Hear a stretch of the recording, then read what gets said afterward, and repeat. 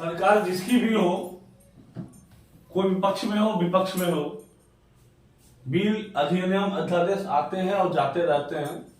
जो सरकार की अध्यादेश होती है वो हमेशा उसे अच्छा ही बोलते हैं, हित में ही बोलते हैं, और जो विरोध में होते हैं हमेशा इसकी कुछ न कुछ नुक्स निकालते रहते हैं।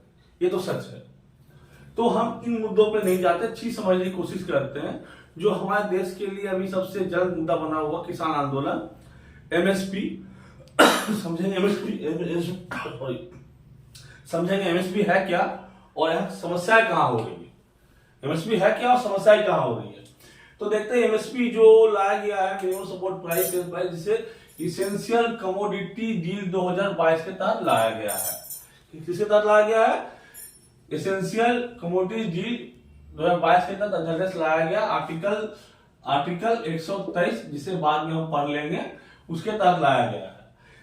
इसमें ये कहा, इसमें आपको ये अधिकार देती है कि अपने व्यापार प्रसार के लिए आप चाहें तो सामान को अपने यहाँ जमा स्टॉक कर सकते हैं। हालांकि 1955 से लेकर 2020 तक इस तरह कोई प्रावधान नहीं था कि कोई व्यापारी अपने यहाँ मनचाहे हिसाब से माल जमा करके रख ले।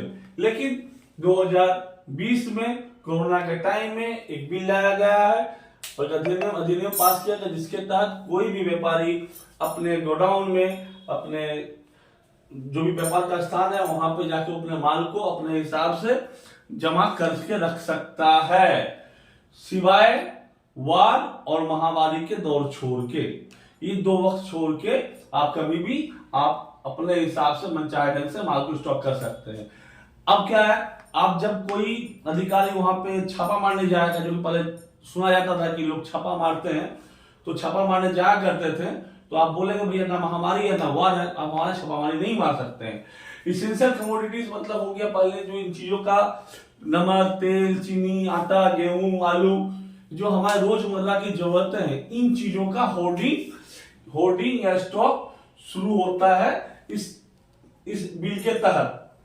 ये समस्याएं कहां आती है, आप तो जैसे आपने माल को होल्ड कर लिया, आपने बस आप एक शहर के बड़े व्यापारी हैं, डीलर ने माल को होल्ड कर लिया है, छोटे व्यापारी आपके पास आ रहे हैं, होलसेलर आ रहे हैं, आप कहेंगे भैया सामान नहीं है, तो भैया थोड़ा हाहाकारी मचेगी, दाम उसका बढ़ जाएगा। 120 का माल 130, 140, 150, 160 बढ़ता रहेगा। लोग थोड़ा परेशान होते रहेंगे।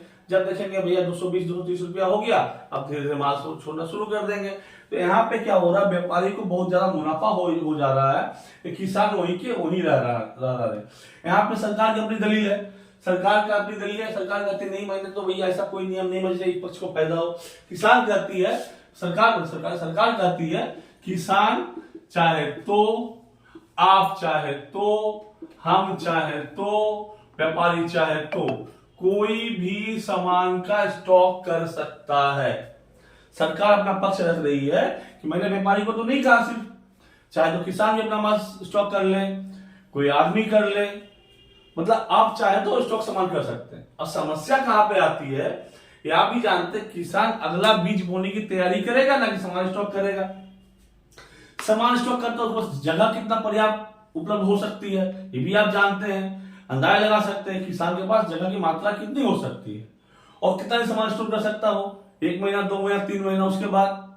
तो सरकार की दलील तो यहाँ पे है कि भैया किसान भी माल स्टॉक करे, आप भी करें, हम भी करें, व्यापारी भी करे। लेकिन क्या यहाँ पे व्यापारी तो कर ले रहे हैं क्योंकि उनके पास ना पूंजी की कमी है ना जगह की कमी है, लेकिन किसान नहीं कर पा रहे हैं, इसलिए सारी समस्या यहाँ पे शुरू होती है। सरकार अपना पक्ष रख रही है, अलग बात है, लेकिन यहाँ पे समस्या तो आ रही है। अब हल्ला किसी का एमएसपी के कहानी क्या है भैया, एमएसपी क्या, जबकि आप बता दें पूरे भारतवर्ष में सिर्फ 6% किसान ही एमएसपी दर पे माल बेच पाते हैं।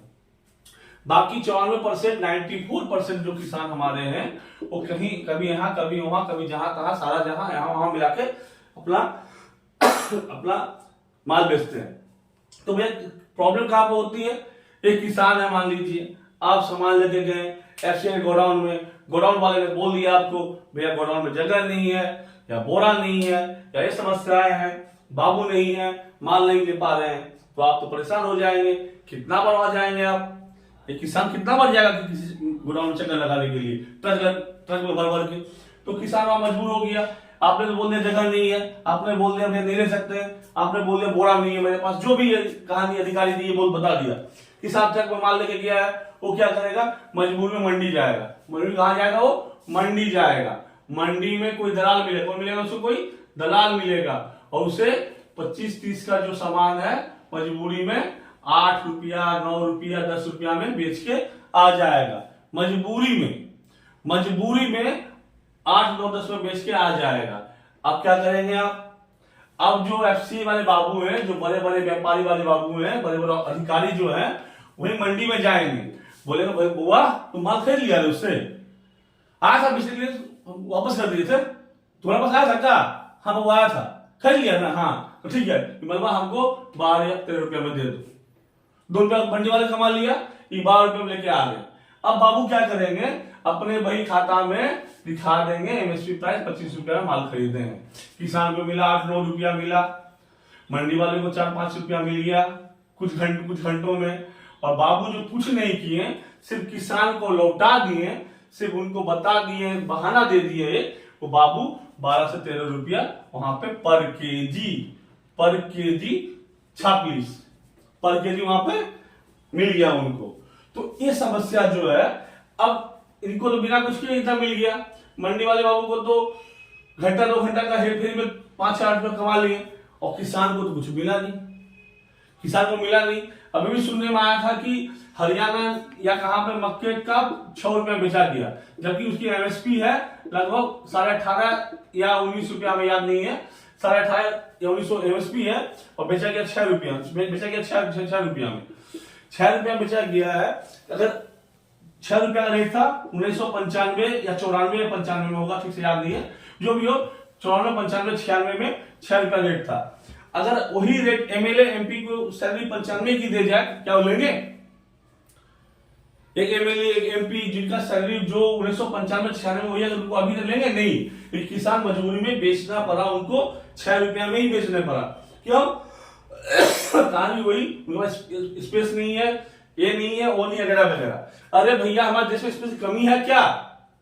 2 पार्लियामेंट हाउस हमारे पास इतने बड़े बड़े हैं, खाली पड़े रहते हैं। पुराना वाला खाली हो गया, नया वाला में सारा 2-3 साल सोता है। बड़े बड़े गार्डन है, बड़े बड़े बिल्डिंग्स है, बड़े बड़े एम्पायर्स है, कितना खाली जमीन पड़ा हुआ है। सरकार कर क्या रही है? सरकार वहां पे गोडाउन बना दे, सरकार वहां गोडाउन बनाए। अरे गोडाउन समस्या आपकी है, किसान की नहीं। आपने अपनी समस्या का ठिकरा किसान सब क्यों फोड़ रहे हैं? गोडाउन समस्या आपकी है, इसमें समस्या सरकार की है ना किसान की। किसान की समस्या है सिर्फ खेती करना, वो खेती कर रहे हैं, उनकी समस्या को मिटाने के लिए आप एमएसपी लाते हैं। एमएसपी मत लाइए, एमआरपी ला दीजिए ना आप, एमआरपी लाइए। हर चीज में एमआरपी होता है, हर चीज की, जिस चीज का सामान खरीदेंगे उसका एमआरपी होता है। क्या होता है? एमआरपी होता है। इनका एमएसपी क्यों भाई? इनको एमआरपी लगा दीजिए, एमआरपी लगा के बोलिए सुबह बेचे, दोपहर बेचे, शाम बेचे, रात बेचे, जब मर्जी तब बेचे। लेना आपका काम है।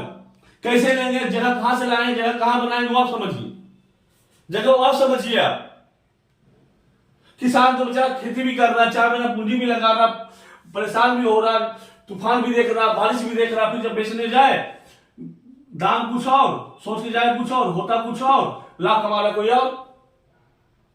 तो मैं समस्या सरकार की जो है वो सरकार समझे, किसान समझे, किसान को एमआरपी दे दो। क्या देने बोल रहा हूं मैं? एमआरपी। जो हर सामान में एमआरपी लिखा होता है वो एमआरपी किसान को दे दीजिए आप। किसान उसके बाद दिन दोपहर शाम रात जब चाहे जहां चाहे उस दाम में बेचे, अपने हिसाब से बेचे। और आप जिम्मेदारी इतना ले लीजिए सरकार साहब कि आप गोडाउन का इंतजाम इतना रखिए देश में और हर शहर में, हर जिले में, कि किसान जब भी बेचने जाए वापस ना आए। गोदाम में जगह है या नहीं है, बोरे हैं या नहीं है, ये समस्या सरकार की है और जिम्मेदारी सरकार ले और किसान को आश्वासन दे कि भैया आप कभी वापस लौटाया नहीं जाएगा। जगह वहां पे हो या ना हो, जगह कैसे बनाएंगे वो उनके अधिकारी समझेंगे, सरकार समझेगी, और आप इनको एमआरपी देके आप इनके चीजों को, इन समस्याओं से मुक्त करें। दोस्तों इस पे और बात करेंगे क्योंकि यहाँ पे 3 कानून आया था हमारे। एक तो आपका यहाँ पे एमएसपी पता, दूसरा आया था यहाँ पे कॉन्टेक्चुअल फार्मिंग जिसे कहते हैं, इसमें इंश्योरेंस वगैरह वगैरह था। तीसरा था agriculture farming products and trade commerce था, उसमें उसमें बाद में बात करेंगे हम। ऐसा बात की है हम, तो उम्मीद करते हैं कि कहीं ना कहीं कोई सुने तो शायद किसानों का भला हो। हम लोग किसान की इज्जत करते हैं, करते रहेंगे, क्योंकि मैं एक कहानी बताता हूँ लास्ट में। एक बार क्या बहुत बगीचा था, बहुत बड़ा बगीचा था। उस बगीचे में क्या होता है, केले का खेत होता है। बंदर सारे या तो केले खाते हैं, तो कुछ केले खाते हैं तो किसान को बुरा नहीं लगता, चलो भैया खा लेते हैं। तो जब बंदर ज्यादा खाने लगा तो किसान उसे भगाने लगा। तो तब क्या हुआ, किसान को सारे बंदरों ने मिलकर अटैक कर दिया। अब किसान वहां से भाग चला गया तो बंदरों में बड़ा खुशी का माहौल हो गया। चलो भैया किसान गया, चलो हम खुद मिल केले खाते हैं, केले खा रहे हैं, फल खा रहे हैं। 1 साल 2 साल बाद क्या हुआ, ना केला बचा, ना फल बचा, ना किसान बचा। हाहाकार मच गया दोस्तों, हाहाकार मच गया। इस कहानी को समझ पा रहे हैं आप? तो किसानों की इज्जत कीजिए, हमारे साथ जुड़े रहिए, हमारे चैनल को सब्सक्राइब कीजिए, फॉलो कीजिए और कमेंट कीजिए। कुछ और जानना चाहते हैं तो हम बताएंगे और आगे वीडियो में अलग अलग जानकारी देते रहेंगे आपको।